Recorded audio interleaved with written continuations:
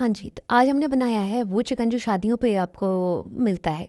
एक ही तरह का चिकन खा खा के आप बोर हो गए होंगे। चलिए कुछ डिफरेंट बनाते हैं। हमने लिया है प्याज और हाफ कप ऑयल में उसको फ्राई किया है। जब लाइट ब्राउन हो गई है तो हमने इसको निकाल लिया है। प्याज को आप कभी भी ओवर ब्राउन ना करें, क्योंकि वो तेल से निकालने के बाद भी कुक होती है और वो बहुत डार्क कलर की हो जाती है। अब हम 1 टेबल स्पून के साथ इसका पेस्ट बना लेंगे, 1 टेबल स्पून वाटर के साथ।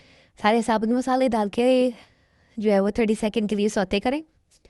उसके बाद इसमें जाएगा सिर्फ लहसुन का पेस्ट, नो अदरक। उसको सौते करने के बाद फेंटा हुआ दही, दही फेंट के डालना है धीमी आंच पे और मिक्स करना है तेज़ी के साथ। मसाले इसमें जाएंगे, बाद कम मसाले जाएंगे, लेकिन जायका ऐसा आएगा जैसे आप शादियों वाला सालन खा रहे हैं। अब हमने इसको अच्छी तरह मिक्स करना है दही के साथ और खूब भूनना है 4 से 5 मिनट। मसाला दानेदार हो गया है, ऑयल सेपरेट हो गया है। इस स्टेज पर 2 टेबल स्पून पानी के साथ हमने प्याज का पेस्ट बनाया था वो डाल के खूब अच्छे से भूनेंगे। चमचा चलाते रहे, medium to high flame. Low flame पे का कोई काम नहीं। मसाला भुन गया है, दानेदार हो गया है। चिकन हमने ऐड कर दिया है, हरी मिर्च। अब अगेन 4 से 5 मिनट लगा के आपने इसको खूब चला के चमचा भूनना है ताकि मसाला नीचे लगे ना हाई फ्लेम पर। गरम मसाला डालेंगे और भुने अब 4-5 मिनट के लिए। चिकन उसी में गल जाएगा आधा।